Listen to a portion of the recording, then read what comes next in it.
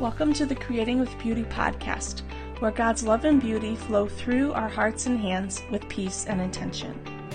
Here you'll find honest conversations, inspiring stories, and gentle invitations to create with the beauty and wonder already in your life. Beauty is both a gift and an invitation, leading us down a sacred path with Jesus. Figurative paintings that I'm doing, they're about resilient, strong women. And the invitation is to step into your resilience, to step into that place that maybe you forgot you had, you forgot you were, and to reclaim and step into who God made you to be. Welcome, everybody, to the Creating with Beauty podcast. Today, I have a sweet, wonderful guest, Colleen Kastner, and I'm so excited to share her story and her wisdom and her art with all of you and her faith. She makes the most beautiful landscape paintings and does wonderful sketch work, and also is now creating figurative work for an upcoming show. So I'm really excited to talk with Colleen and talk about her art, her faith, her life experiences. So Colleen, would you like to say hello? Hi, everyone. And Melanie, thank you so much for having me here. This is such an honor. I absolutely adore what you're doing with this new podcast. And I just hope it goes from success to success because it's beautiful. Thank you.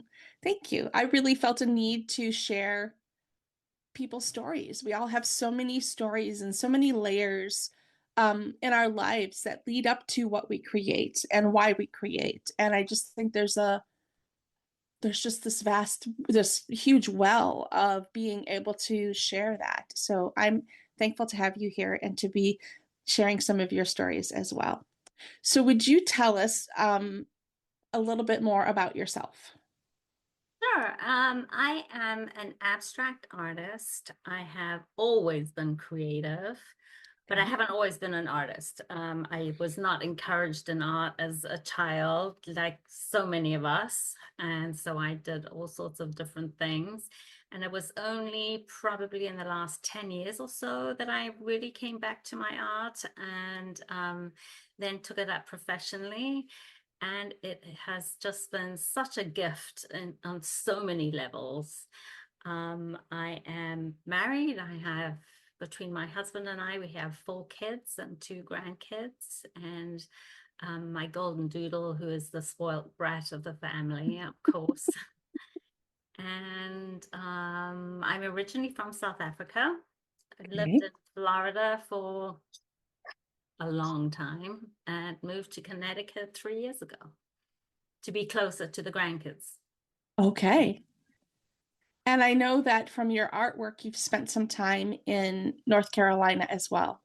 Yes, while we were in Florida, we discovered the North Carolina mountains initially as an escape from the heat.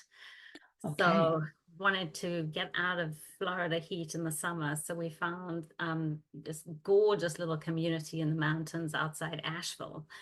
And so we bought a little condo there so we could go and spend the summers up in the mountains, which was absolutely divine. And I was going through a lot of really difficult stuff at the time. And there I was out of the rat race of South Florida into the mountains and long hikes and lakes and waterfalls. And it just found so much healing just being in nature. Mm-hmm. So that was a huge turning point for me too. So I read somewhere that that is when you really began to develop your sketchbook practice. Yes. I really, I would walk for miles and then I started taking a sketchbook with me and just messing around, just playing. And I had been doing watercolors in Florida. And so then, watercolors are so portable and easy. You just take a few little pieces with you and you've got a little studio anywhere. So I started playing with that more and more. And just the more I did it, the more I enjoyed it, the more I found peace and the connection between noticing beauty all around me in nature and trying to transcribe it and capture it in my sketchbook, and the growing feeling of peace and the healing and the calm and the closeness to God that I would feel. And I truly believe God used that beauty, the beauty of nature in those mountains and my art to heal me from what I was going through at that time. Beautiful. And then I COVID hit, and I decided, since we're all going to be stuck inside and locked away, I'm not going to let this time be a setback, be a step back, be a negative thing. I'm going to make it positive. I'm going to spend this time doing a deep dive into art. And so that's when it really turned around and became professional. That's amazing. And so much of your story, your backstory that I've read, and I truly encourage our listeners to go read your bio on your website, because there's so much there that is just so amazing. But I could hear when you said when COVID hit, and then you're like, this is not going to be something that's going to, make it impossible for me to follow this. I could just, like, I could see that fire in your spirit, like, no, I'm going to do this. And so that comes through in just that little story. And it also is very evident in your bio. So I really suggest and recommend people go read your bio. One thing that is in the bio that you said about that time with your sketchbook was that it was just not as therapy, but as communion. Sketching became a way to sit in the presence of God and capture spiritual response to the beauty around you, a visual meditation. And then you have the scripture there, the heavens declare the glory of God, Psalm 19:1, and the whole earth is full of his glory, Isaiah 6:3. I absolutely love that, because for myself too, I have found that creativity it's actually a communion with God. And you're the only other person that I've found so far that actually described it in that way. And it's just such a peaceful gift, especially, I mean, it all together, but even when we're healing and we're dealing with the hard things, it is just such a, what is it? It's like manna, right? It's just so, Um, yeah. it's So, just so powerful. yes. And I think, I think people who are just spiritually dead, there's just nothing there, would struggle to understand that. Mm-hmm. You don't know what you don't know. But anyone who has some idea of being spiritual beings, that we are spiritual beings, Mm-hmm. that that is a way for us to communicate spiritually. And so as Christians, for us, we know that God has given us gifts. We know that he is the ultimate creator. Mm-hmm. And so when we are close to nature, spend time in nature, we are looking at his artwork, which brings us really close to him. I mean, if you go into a museum or a gallery and you look at a painting, if you go and stand like within 6 feet of that painting, you're standing where the artist was standing when they created the piece. Mm-hmm. So when we're out there looking at nature, we're standing where God is. So yes, Yeah. he's everywhere, but with nature, I feel closer to God when I'm in nature than any other time. I mean, I Mm-hmm. love a great cathedral and all these beautiful Right. things, but nature, that's the place. Right. And being in the mountains, there's so many biblical references to the mountains and mountaintop experience and all that kind of thing. And mountains and nature is like crescendo. It was amazing. Yes. And I love how that story weaves together, and you know that it was a beauty and a gift just for you in that time. Somebody else could be in the mountains at that exact same time, exactly where you were, and it did not have the same depth or meaning to them as it did you. And that is because you were also seeking. you were open to receive, and you know, and allowing that to come through. And I think that's a key thing on this journey of life, is being open to receive his beauty and love and light and guidance in the hard times too. You know, especially in the hard times, because that's what gets us through. Truly, I would Yeah. not have. I literally, it's a miracle I'm alive today. I don't mean to laugh at that, but I'm just thinking, well, you have jumped off mountaintops and paraglided and, you know, and had a, Yeah, what but were that you, was choice. I those chose choice, it. and hot air balloons. I've always It's wanted a to go in a hot difference. air balloon. I've Oh, always wanted to do it's that. so fun. Although I have to tell you, the paragliding was more fun because the hot air balloon, you think you've got you sailing above the earth, you've got this beautiful view, you've got the wind in your hair, but there's no wind in your hair. There's absolutely no wind at all because you're going with the wind. Oh, So it's like someone sucked all the air away and there is no wind. So that for me was the hard part. And then wow. landing. Oh, yeah. Landing is a little bit of a problem. Yeah. It can be a little bumpy. I bet. I bet. Yeah, you would think landing would be easier in a hot air balloon than in a than paragliding, but you probably have more control when you're No, well, paragliding. with them paragliding, you have, these Yeah, toggles, so you can, yeah. adjust them and literally, create some updraft as you land, so you can land on your feet and you're good. There you go. But you're bouncing in a basket, aren't you, in a hot air balloon? Yeah, yeah, yeah. And you're relying on someone else driving the thing, which is, I like driving myself. I'm with you on that. I do too. Yeah. Okay, so I notice in your landscape paintings that so much of them, they glow. They have this beautiful ethereal glow to them. And I know that that's probably intentional on your part, obviously, but is there also like a part of your story? Is this a part of your story trying to shine through into that art? Absolutely. I think all artists, your work is a reflection of yourself, Mhm. and there is a piece of your soul, your spirit that goes into the art. So, when you're looking at a painting, you're seeing a reflection of that artist, from deep inside, whether they're Mhm. aware of it or not. Yeah. And so with my art, I found I'm just very drawn to collage work.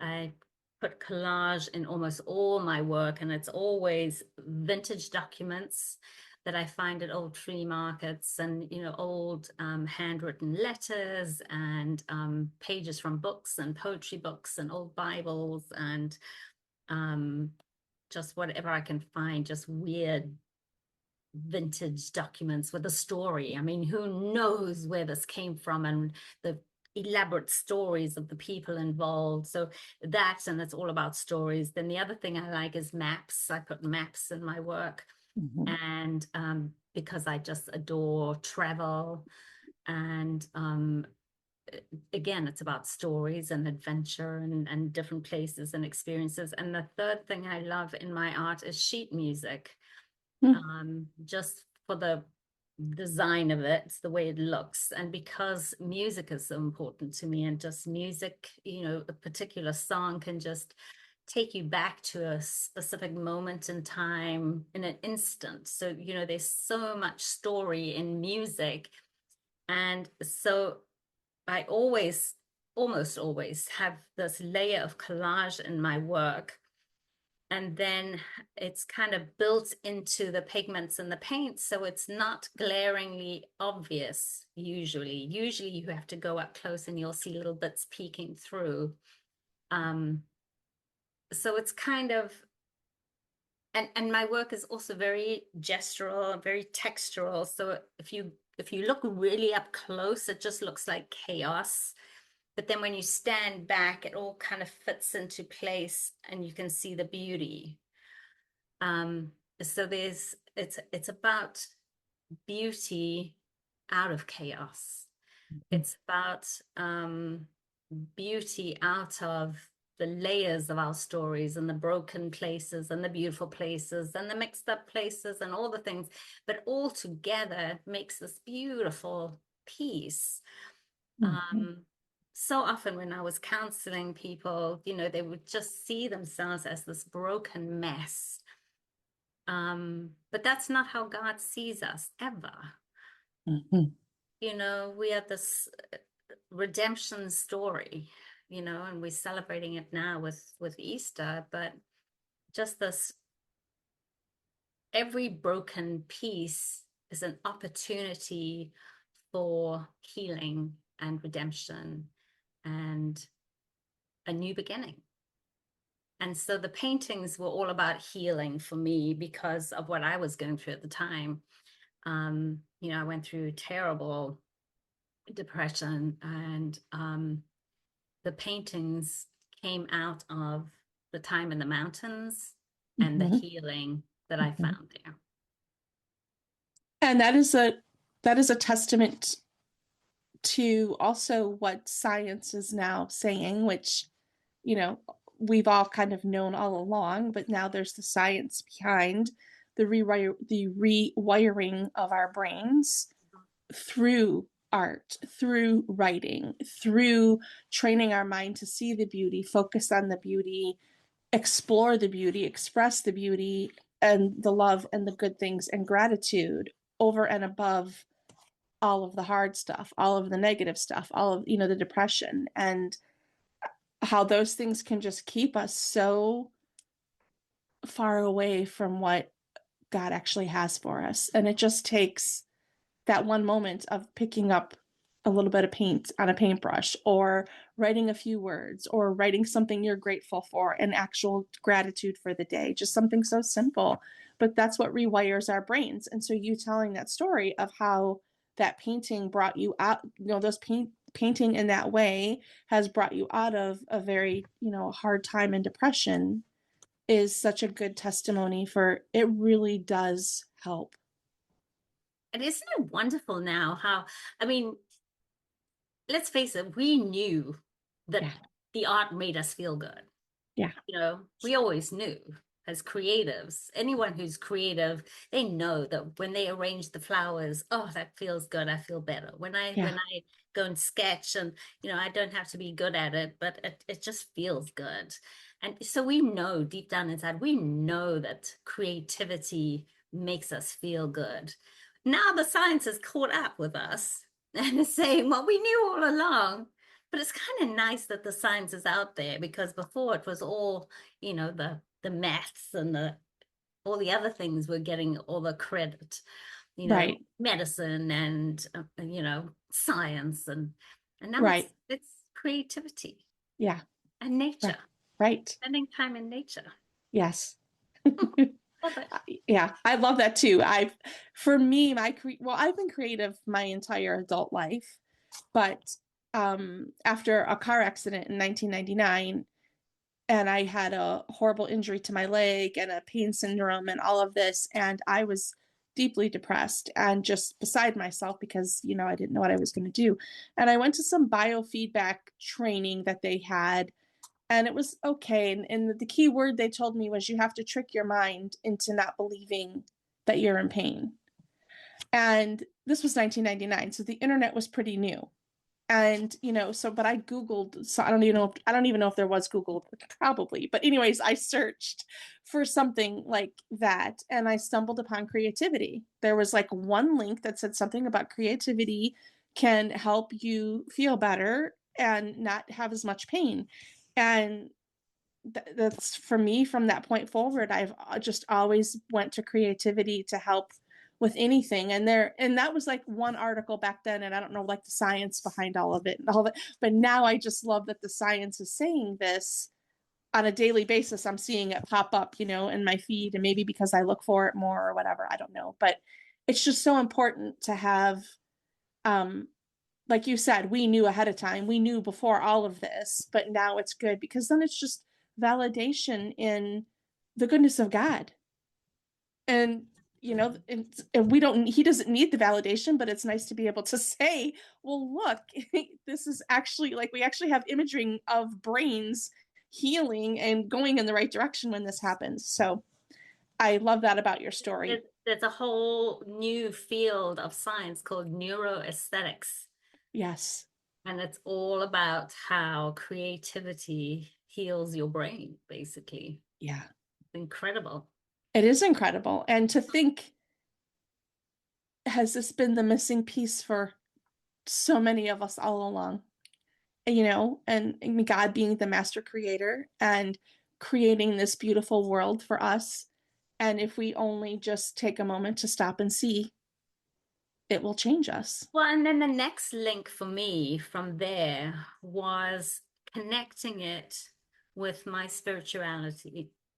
Yes. Because for a long time I knew the art was good for me, but it was always, in church, there's lots of space for people who want to be greeters or bake cakes or Mhm. um, hand out brochures or I don't know, lots of stuff, Sing, sing. choir. Yeah, sing. But there are not many places where they say artists needed. We need you to make some canvases, fill this atrium with beautiful things. Right. We just just there was never a place for my gifts, my special gifts of art, creativity, and writing, unless I want to be a Bible study teacher, and that's a whole separate thing. But in my creative writing and creative life, there just didn't seem to be that fit. So, I grew up in a world where there was the secular and the spiritual, Hmm. and never the two should meet. So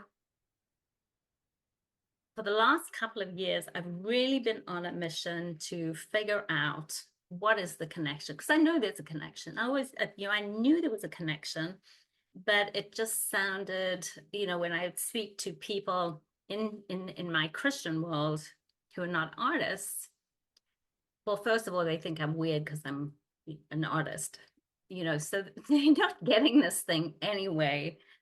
So, so how did you even get there? So I started a couple of years ago. I found a book called Wide Awake by Aaron Raphael McManus was this book. Okay. And he speaks about creativity. He's based out in California somewhere, but about creativity and how it is a God thing. Mm. And so that put me on the path. And then I was just researching any books I could find on the topic. And there's really not that much. A lot of it does not geared toward artists, as in painters and sketchbook creators. And it's geared more towards musicians Mhm. and creators in other fields.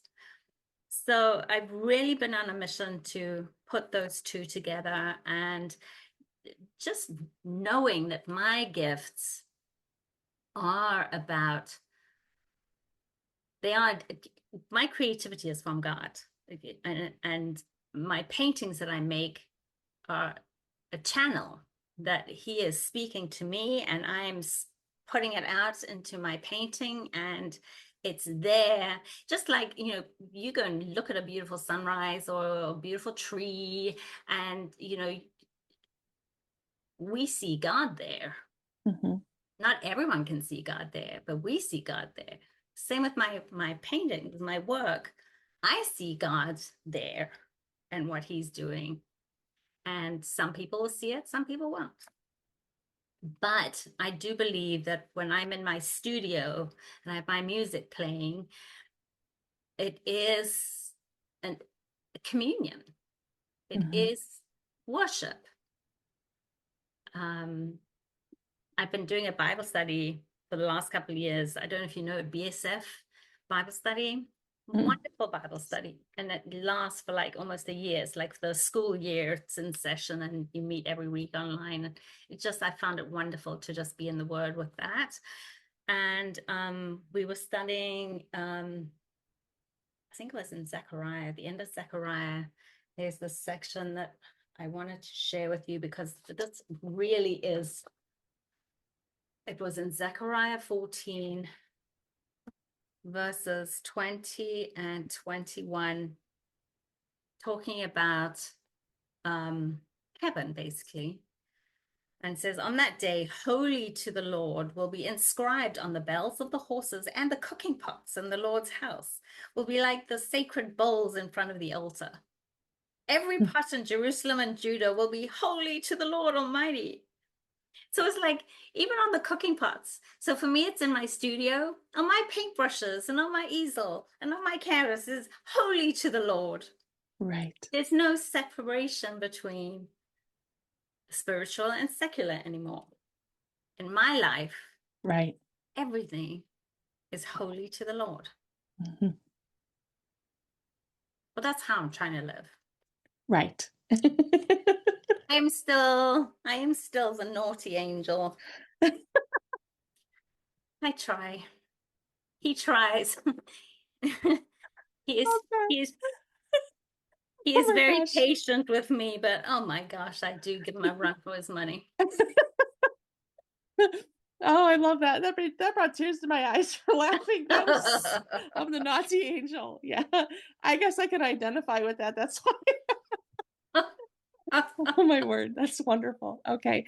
But also too, this division between secular and spiritual, and now how it's one for you, but also I think for such a time as this, we now have the internet. We now have the ability to just put these things out there. There aren't, I mean, yeah, there still are gatekeepers to a point, but there really isn't. I mean, if we just do our thing, share what the Lord is leading us to do, and just share his beauty and love and just put it out there. Okay, thanks for the book suggestion. I'm going to look into that. I've never seen that one. Yeah, I Um, found that's one of the first ones that got me really thinking on this path, and I just loved what he was doing, and it really made me think. And there were a couple more. Adorning the Dark, maybe? Yes, that sounds familiar. That And one there was was good. another one I saw here. Oh, you know one that really started me a long time ago to think about my creativity differently was Julia Cameron, Yeah.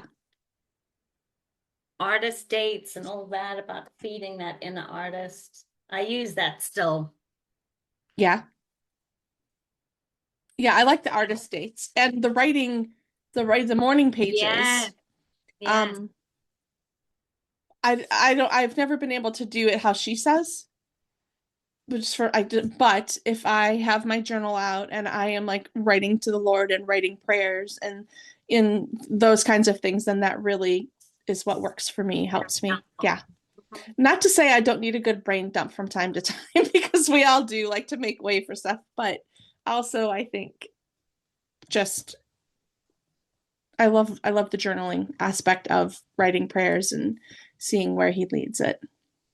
What aspects of God's beauty awaken or stir something within, something that touches your heart and inspires you? You kind of talked about nature already, right? Yep. Okay. You I did. think he made me very sensitive. Mhm. Okay, well, that's the end of that sentence. He made me very sensitive. He also, in that, made me very sensitive to beauty, that Mhm. it can literally take my breath away when I Yes. see something beautiful. And yes, sometimes it is the view from the top of a mountain, this incredible vista, or it is crashing waves on the ocean near where my parents lived on the south coast in South Africa, and the waves would just pound the rocks and you would hear it for miles. When there was a storm, you'd just hear this Yeah. sound. And then to be close to that and see the spray crashing up and just the power of that ocean. But then, when we've bought that little place in North Carolina, looking at it, and I was standing out on the deck and looking at the view, and this little hummingbird comes, like nose to nose, checking me out. And I was Mhm. like, and then gone. It's like, oh my goodness, just And just the tiny little things, like catching the sunlight on the trees when I was walking from my house from the studio to my house the other day, and just the sunlight starting to dip, and you get that lovely golden hour, and that gold Mhm. on the trees was like, oh, just God made me sensitive to beauty, and it just resonates inside of me in a place that He made. He Mhm. made me that way, and it's a way of him reaching and touching me personally. I know, I mean, it's there for everyone, Yes, but it is mine too. absolutely. It is that individual relationship with him and what he, what you find beautiful and inspiring that touches you might be different for somebody else, but it's always there for everybody. And I mean, one of my first instances of knowing my husband was in trouble. It was after my dad's passing, and I was at a friend's garden, and I was borrowing a camera, a DSLR camera, and I was playing with it and just loving it. And there was a monarch butterfly that came in and landed on a zinnia, and I snapped the picture. But in when I saw that in that moment in the viewfinder, I was so moved. It was just as if God had directed that butterfly to come land on Tanzania just at that moment to give me something to be excited and feel his presence, in that moment when I'm dealing with some pretty heavy grief, right? And from that point forward, I've never looked back. Like I mean, I've always, this was what, 13 years ago, probably like 13 years ago, but still it was just that moment. And it, to somebody else, I might not have even noticed the butterfly, at that moment. So for each one of us, it's something different. But once you experience this, it changes you. And it's, the world is your oyster for God to show you his love. Well, I also found it's a very tangible way to feel God's presence.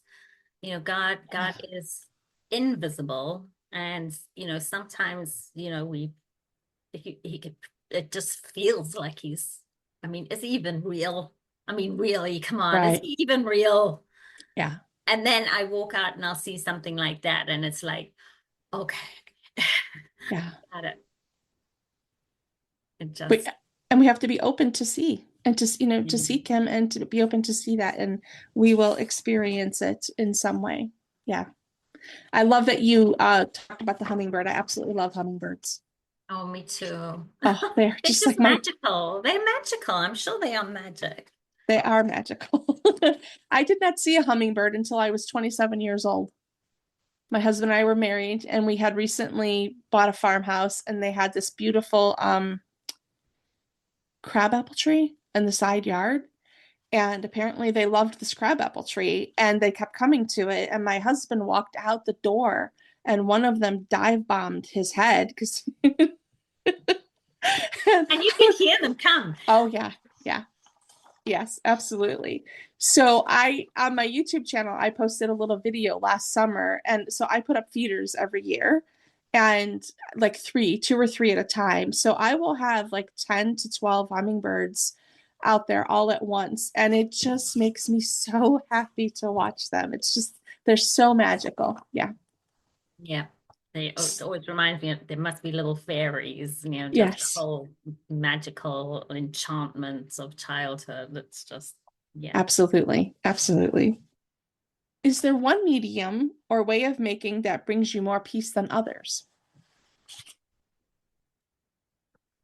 Um, I th I think I have different ways of working.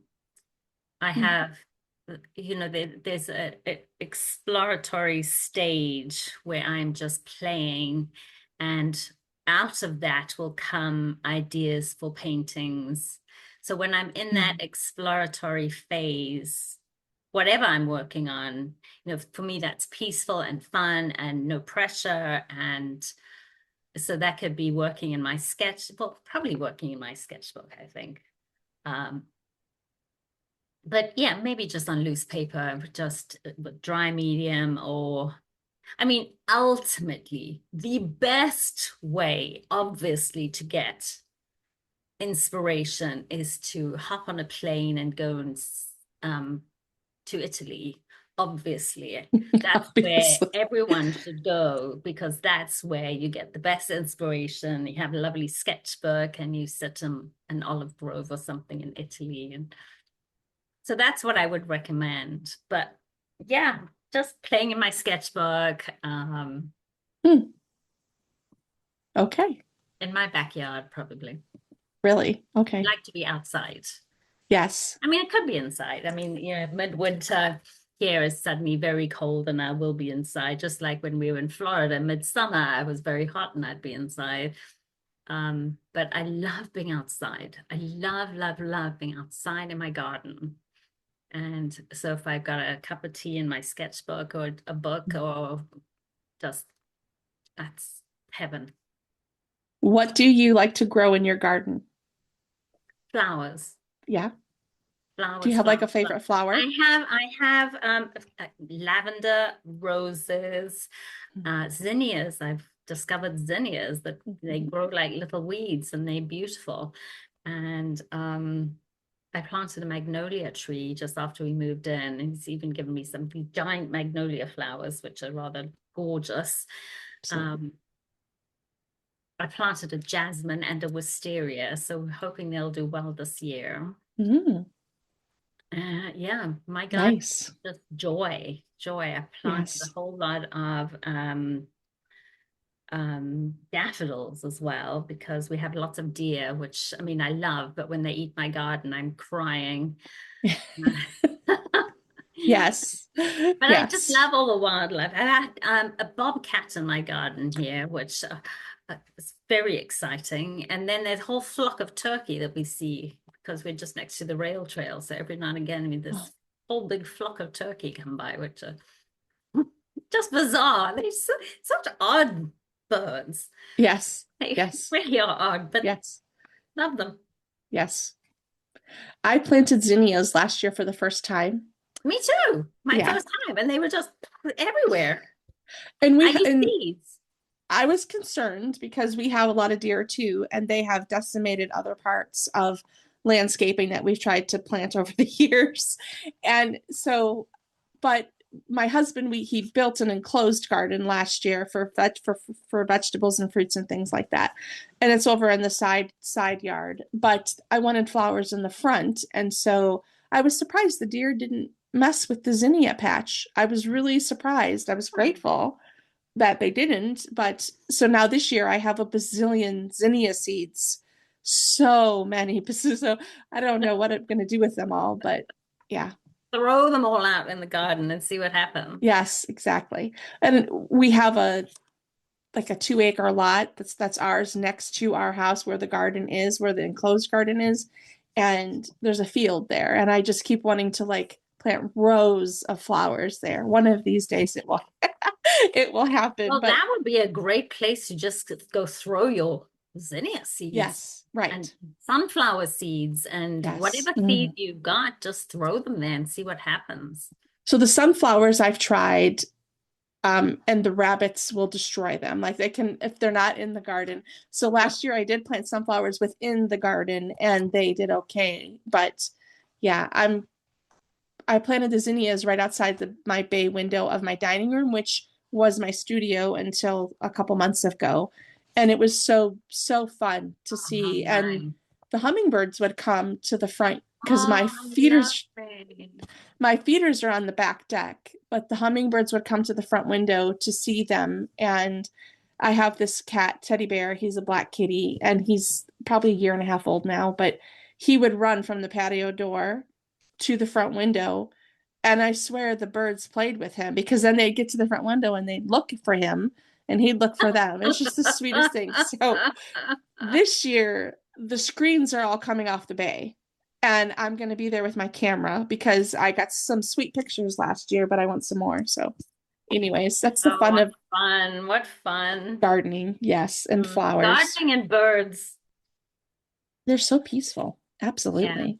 Was there a moment when you realized your art could be a prayer or a form of worship? Was there a specific moment? I took a class by Jean Oliver year or so ago, and she has a class called Art as Worship. Hmm. And that was the kind of the the next step, from going from the Erin McManus book all the way up through the other things until I found Jean Oliver's class. And just the way she was talking about art being she had been using art as a meditation and a form of worship. And for me, that was like, yes, that's exactly what it is. Yes. Yes. And she had a playlist from that class. So I would put on her playlist in my studio and literally be creating and worshiping and singing. And, my studio, I've got the big window that overlooks this wildflower garden. Hmm. And, so I've got all this beauty outside. I'm creating in here, which makes my heart sing. I've got my praise music on. I'm singing and praising. So that's when it all came together, really. It Mm. was, that's what, a year and a half ago, maybe 2 years. It's amazing the journey, Mm. right? This journey that you've been on, but I think the journey that all of us are on, going from I like creativity, I like art things, whatever, to then this journey of actually giving ourselves permission and having the tools and the insight into how to move into the next phase. It seems like it would be something that would just come so naturally. But for myself, I'm speaking, for whatever reason, and I don't know if it's like my own blocks of whatever, You but know what? I think it goes back to not being encouraged in art as a child. yeah, And so if that's part of it. But then there's a whole um, piece of society that tells us the art is not important. And yeah. so we take that in, even if we don't believe it, you're exposed to something often enough, it affects you. So we start believing it's not important. And so how could it be something that we commune with God with? Because that would make it really important, but it's not important. So there's been this barrier. And I think there's a reason for the barrier, because anything that brings us closer to God, there's opposition to. Yeah, So this creativity can be communion with God. absolutely. So, what better reason for opposition? Right, right. And So, I true, think that's a lot of it. absolutely. And not listening. Listening to the doubt, listening to not being good enough, listening to who would care about this, all of that. Right. But And then you in don't have to be an artist to be creative. right, And exactly. and to not just be creative, but to get all the inherent benefits that come from being creative. You don't have to be an artist to be able to absorb peace and get your blood pressure down, and you just absorb all the goodness that comes from being creative. Mm. Anyone can do that. Yes. And we're not taught that. And it's there's just been blocks in society, and people trying to take art out of education, and there's just so many blocks. And I truly believe it's because there's opposition to any of God's purposes. Hmm. And it's it just makes sense to me that Hmm. there would be these huge blocks. And I didn't know they were there. And I didn't have permission to be an artist from my parents, from the world around me, and then ultimately from myself. So I Yeah. didn't give myself permission to be an artist. That's um probably the most key thing right there, permission from myself. Hmm. yeah, it's a journey. You were talking about being on a journey. We're all Right. on a journey. We're all in this place, in different stages of this journey. And the fact that art and creativity can be such a healing thing for us. We're only realizing now, we've known for a while that exercise is good for us, and eating healthy is good for us, and fresh air and nature is good for us. Well, now we're starting to realize that creativity is just as good for us as all those Mhm. things. Right. And creativity doesn't, like you said, it doesn't, well, I'm just clarifying this. It doesn't have to be a paintbrush. It could be arranging flowers. It could be baking a loaf of bread. It could be baking cookies. It could be Making your house sketching. pretty. Yes, Making your house anything. pretty. Choosing Gathering some. people, like, Oh, absolutely. yes, Absolutely. yes. And so art in and of itself, I like you've said too, it's almost been cast as something frivolous, something Yes. only for the talented, something off to the side. Only a select few are good artists. And this has been ingrained into our generation at least. And I love that now we're all to the, well, a lot of us are to the point where it's like, well, I'm going to do it anyways. And I'm going to put myself out there and I'm going to share my creativity. And also, the first 5 words of the Bible, in the beginning, God created, and we're created in his image. So to me, that tells me that's a very important message. In the beginning, God created. So maybe in the beginning of anything we do, we're supposed to create. I just thought of that. Like, I need to journal that a little bit more, because so anything I do, I need to maybe create something, with it. Anyways, yeah. So I'm loving our conversation, Colleen. Thank you. I'm enjoying it too. I just love I'm so the, glad I met you. me It's so too. fun. I think we have so much in common and so Yeah. many ideas in common that I'm very excited to meet you and Yes.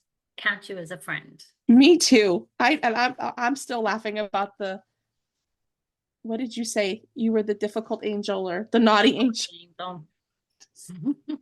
I would be right there next to you getting into whatever Oh my we gosh, could get always. into. Oh my word. Okay. Uh, and I love your adventures, your travels. Once upon a time, I was a travel agent. So once upon Oh, a I think time. I read that somewhere.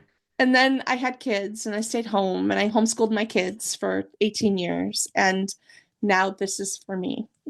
But, anyways, okay. Divine design is the creative wholeness that God put into your DNA to draw you closer to Him through making the things that you love creating and the things that come naturally to you. What are some of the divine design attributes God has placed within you? And I don't mean just in creativity, but like things in your personality, in your being that come naturally to you. Do you see those connecting into your life and into your art world in some purposeful way? I think connecting it into my art and my art world, um, I've always been a little bit different. And that has been something I've embraced more now that I enjoy being different.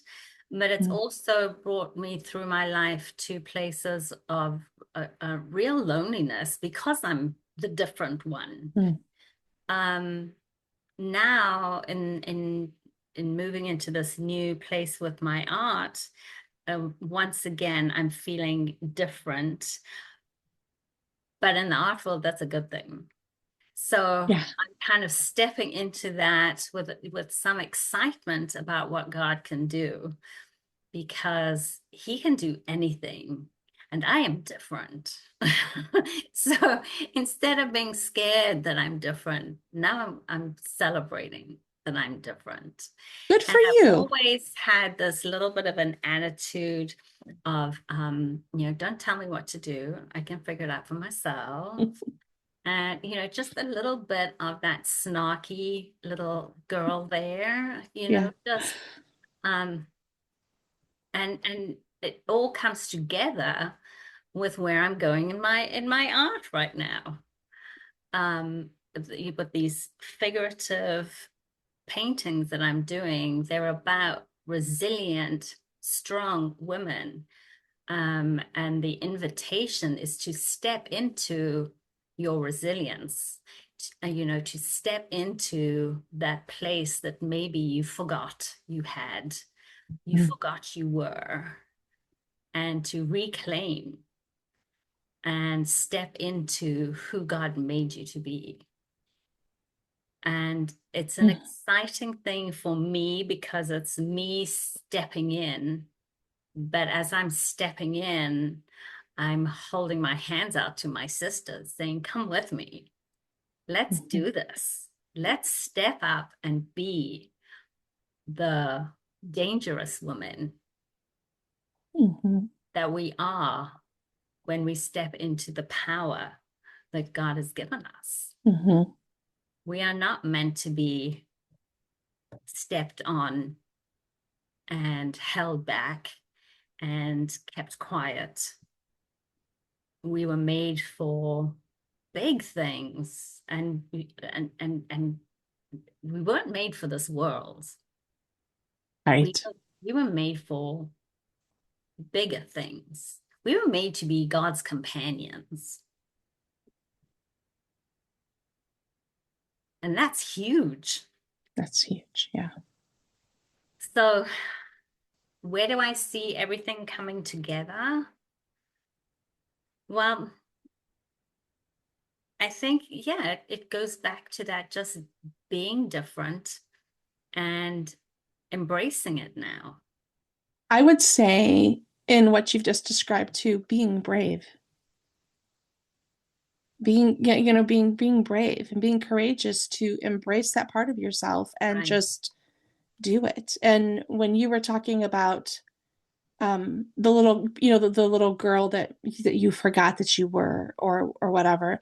And for me, I can't identify with that, but I can't identify with being the little girl that I was never allowed to be. So like myself, like being me. And so I think that's probably a huge for anybody listening, there's two sides to that too. It's like because like I being a little girl, I don't remember most of my childhood, some parts, but when you're saying that, I'm identifying and thinking, okay, true, that's true, but now I get to be all that God has for me to be. That stuff doesn't matter. It's now. And being brave to do that. So thank you for that, Colleen. Absolutely. I think, for so long I was too scared to do things. You look at my bio and you see, oh my gosh, done so much. But it was like I was two different people. Like I was, on the one hand, I was the journalist who could go anywhere, speak to anybody, do anything, and don't give me anything because I've got that. And then I was this little shy, reserved person who couldn't say boo to a mouse. And it was like this weird dichotomy, just didn't make sense. But it was these two people living in one body almost. And I had to really struggle with, where did that insecurity come from? And it was only through healing, through Christ, that I've been able to work through that. And I prayed for healing, and he gave me healing and gave me insight to where it came from and healed me. So yeah, the being brave, well, finally, that little girl is not just keeping quiet, just being a watcher and staying on the outside, but stepping up and doing scary things, because ultimately it doesn't matter. God's got this. He's got a plan, and I'm good with whatever that plan is. Yeah. God's got this and he's got a plan, and I'm good with whatever that plan is. I love that. What a wonderful way to say that. Thank you. Tell us about a favorite piece where scripture, prayer, or worship shaped it.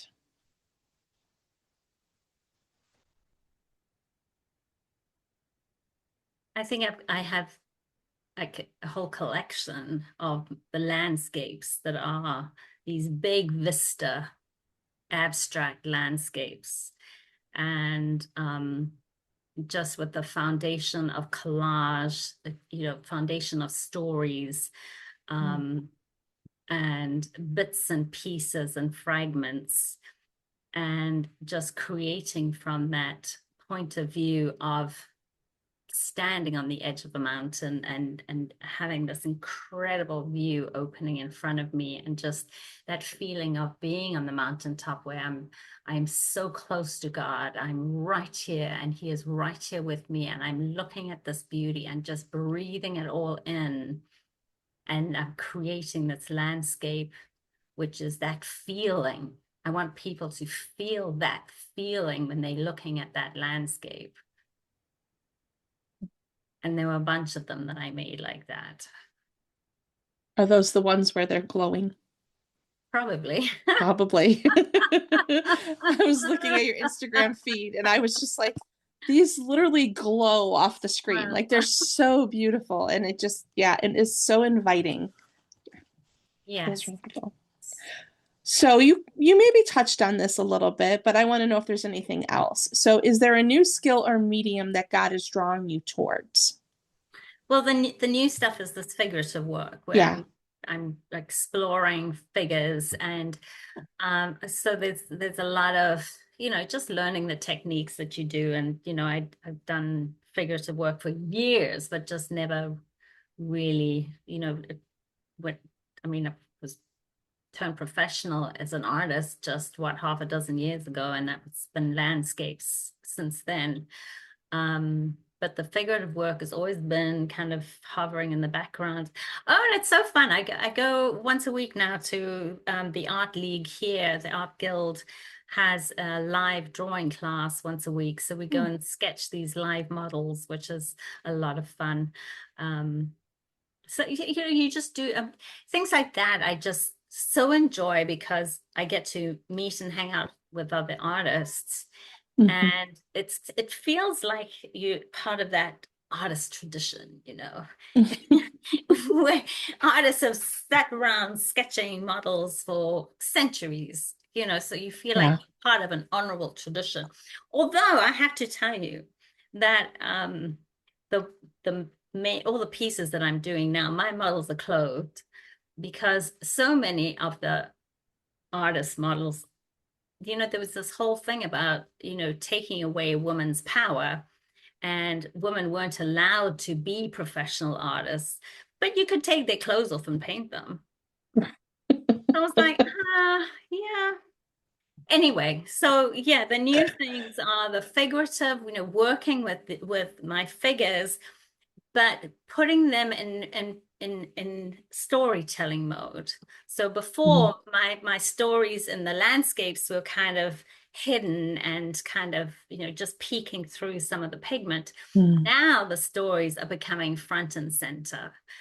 So that's the big change, I think. Mm. And the other thing that's been calling my name for a while, and I was reminded when I saw your journal the other day, is the encaustic.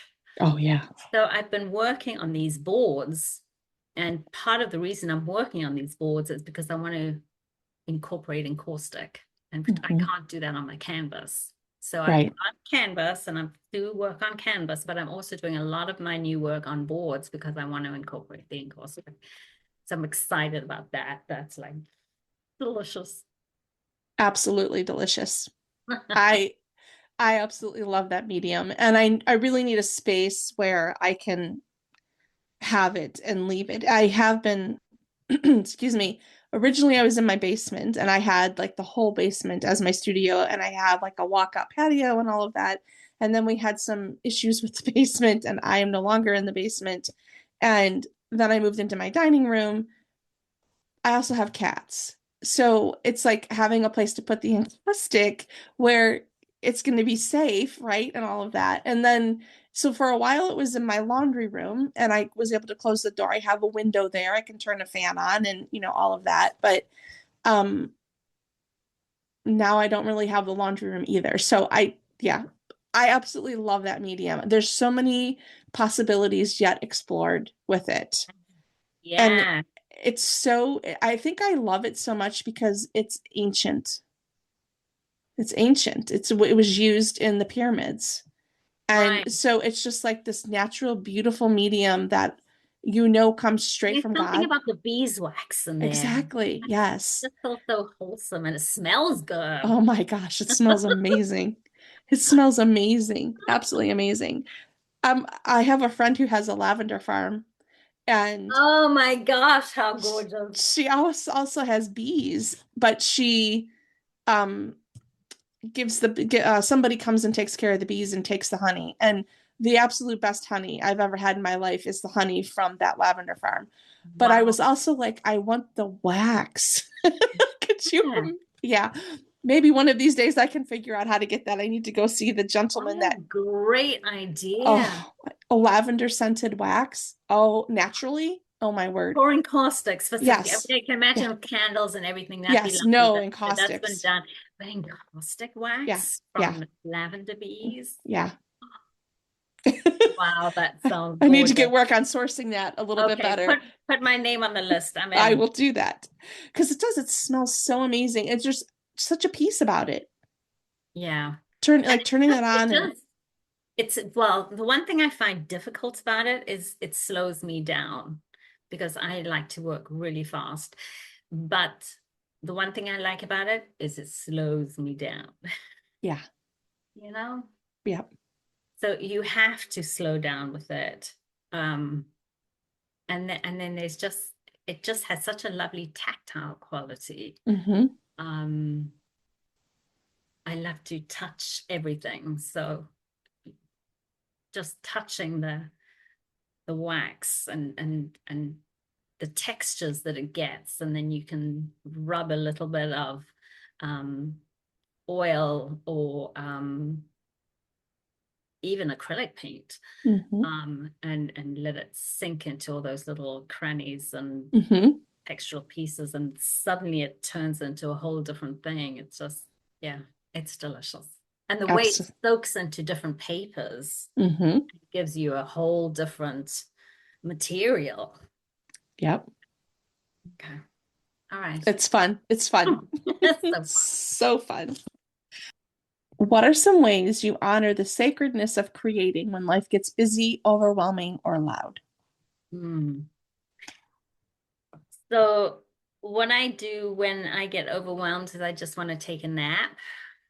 So what I have found, um, I've really made more of an effort in the last couple of years to have a sustainable, ongoing, consistent rhythm in my day Hmm. where I usually am up early. I'm a morning person and I like to be up early. I like to be up before the sun gets up.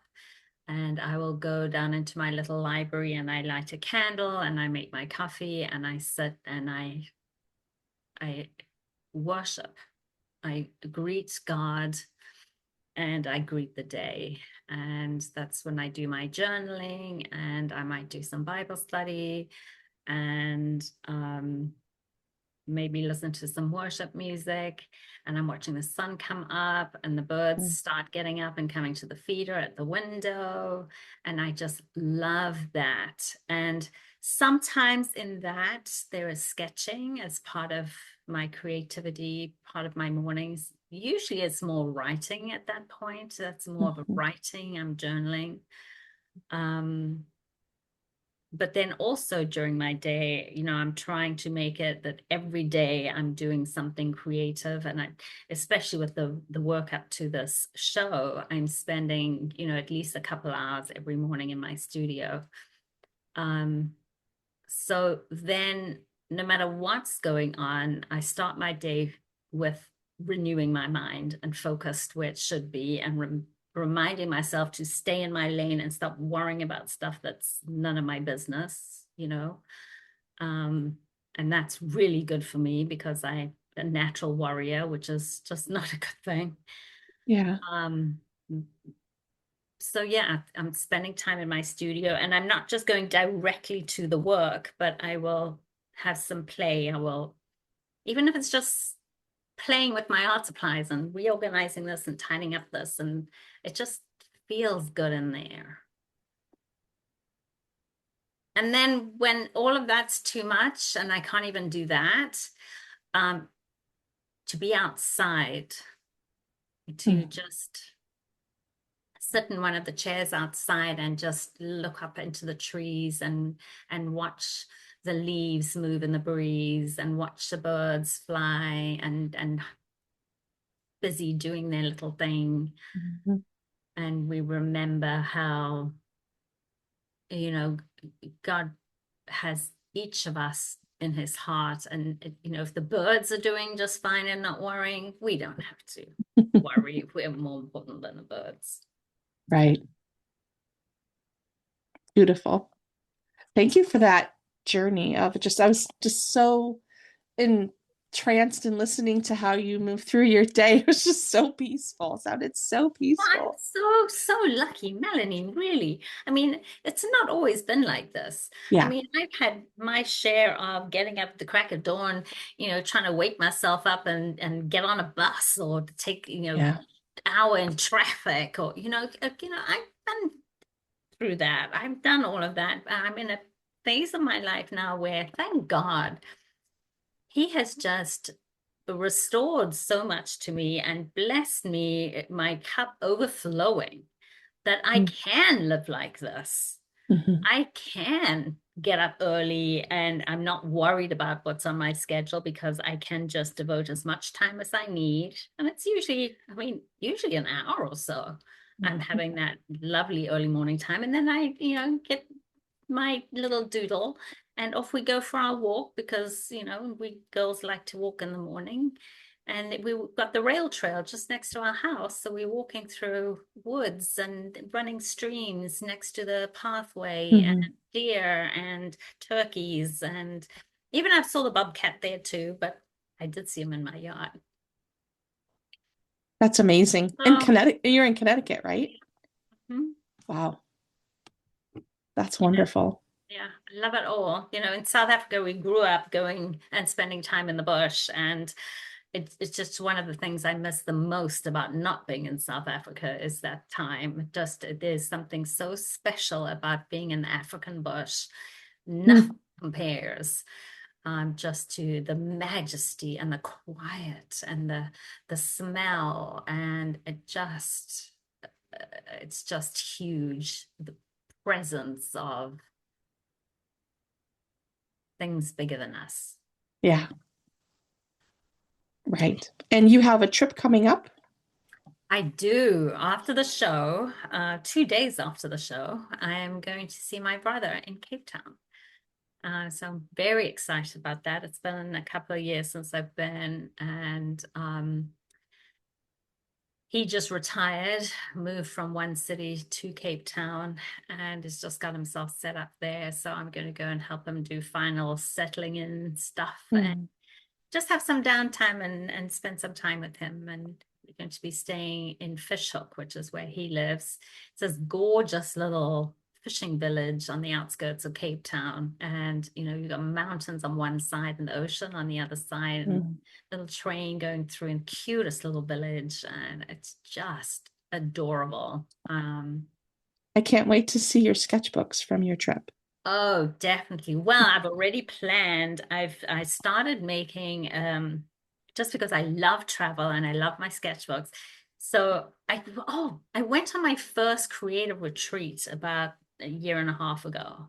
Went to Okay. Lake Como, and it was unbelievable. And I just fell in love with this whole idea of creative retreats. And I want to go on all of them, Melanie, all of them. But I have a budget. They are expensive. Right? Yes.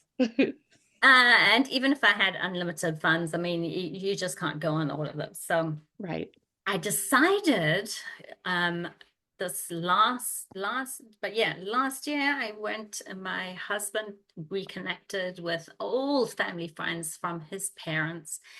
And the gentleman in question was like 100 years old, and we just found him. So we wanted to go and see him, and there was urgency because of how old he was. So we went to see him, and we spent nearly a week, or several days in Paris on the way to see him. and came back, and I was just thinking, oh, imagine a retreat in Paris. That would be so nice. And with that, I see one of my favorite artists advertising a retreat in Paris. I can't go again. Even if I could go again, I can't afford it. I'm thinking, well, that just sucks. And then it made me think, well, how many of these retreats I can't go on? Like 99.9% of them I can't go on. And how many people are on the same boat as me and would love to go on them? So why don't I make one that's online? Yes. So I did. I made, Wonderful. I made a fantasy creative retreat. So I do these guided meditations, made this video with, my videos and images and like a voiceover where I'm describing all these beautiful places and we're going here and we're doing this and all these things happening. And then we stop and sketch. So my next one is going to be Cape Town. Wonderful. I'm so excited. That is so exciting. And I love how you're taking, something that you're living and experiencing and you're turning it into something to share with others, but also making it accessible. Right. Well, And and it's something I want to be accessible. And I love that I can do this. And I know that, most of my friends in the US, can't come to South Africa. I mean, oh my goodness. Imagine if we could just take over a whole plane and a whole bunch of us go and do it. But it's not going to happen. right. But I can share it like this, and so that it feels good on a lot of levels. Well, that and because you're an artist and you live your life and see things in a different in a unique way, to then take the people that love your work, like I would love to see that from your eyes, like from your perspective, and just see how you take that in and what you share. And it's just, not only are you taking us on a journey of that destination, but it's also the journey through your eyes, you as the storyteller. So that is going to be amazing. I love the confirmation, because yes, I am a storyteller. Mhm. I was a storyteller as a journalist, and I am a storyteller as a writer, and I am a storyteller as an artist. My art is all about storytelling. So now, yes, these classes are about storytelling, and it's just so much fun. Isn't it Mhm. fun? We get to Yeah. be artists, Melanie. That's right. We get to do it. I get to do this. Yes, And we only need to give ourselves permission, exactly. which is what you said Exactly. earlier. So, I am. yes. And anyone can join the journey and be creative and enjoy a creative journey, their own version of whatever that looks like.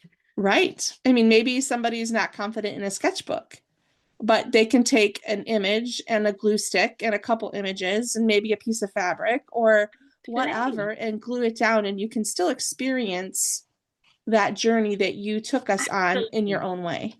Absolutely. Yeah, right. Absolutely. And Absolutely. get the science proven benefits that go with it of Exactly. lowering your blood pressure and feeling more calm and connected and positive and yeah. Renewing your mind. That's a key. That's a big one.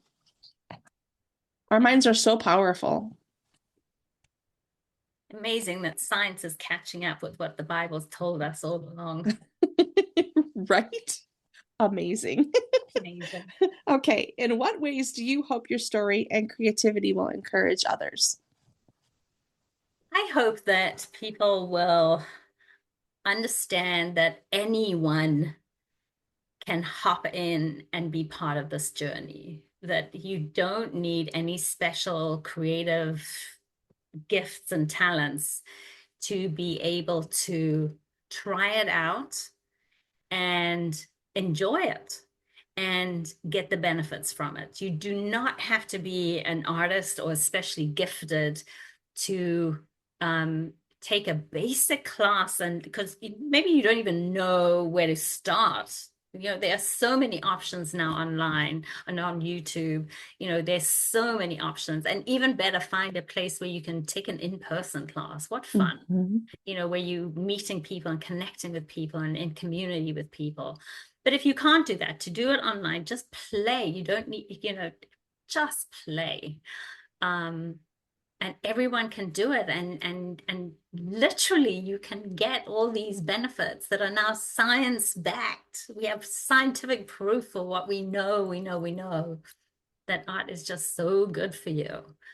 And it is not frivolous, and it's not extra, and it's not a waste of time, and it's not that you could be doing better things. Or this is important, just as important as healthy eating and exercise. Being creative, making space for your creativity is so important to your mental health and your spiritual health, your emotional health, and your physical health. It's all linked. And it's available, freely available. It's more available than we realize. We've got all these barriers between what we think, we can do and what's possible. And they are barriers in our minds that we just Mm. room at the table for everyone.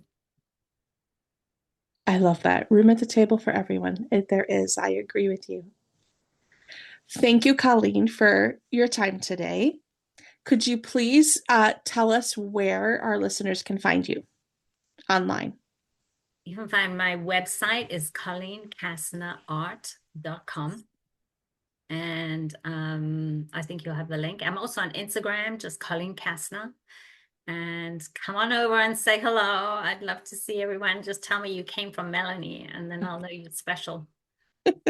You're so sweet. I will share everything in the comments or description below. I also know Colleen has a free class, I think, that she's offering, and I will put that in the link below as well. Yes, and And that free class is all about creativity, art as healing. So I do oh, these two different classes, little groups of classes. I do the fantasy online creative retreats that are about travel and art and sketchbooks. And then I do art as healing. And I have a couple of classes there. And the first one is free. So you can step in there, and it's a full length class. And anyone can do it. You can do it if you're, seasoned, or you can do it as a complete beginner. And absolutely, I stand by benefits there for everyone. absolutely. I'm going to go check that out myself. Oh, Thank you, Colleen. And absolutely. I'm like I said, I'm looking forward to seeing your sketchbooks from your trip coming up, and I can't wait to hear about how your show goes next week in New Yes, York. next You're in New week. York, right? So exciting. All right, Thank I you so appreciate much. you and I thank you. Thank you so much for having me, Melanie. It's just an absolute honor to be involved and invited into your beautiful podcast. Thank Oh, you. thank you so much. All right, everybody, we'll see you in the next one. Bye.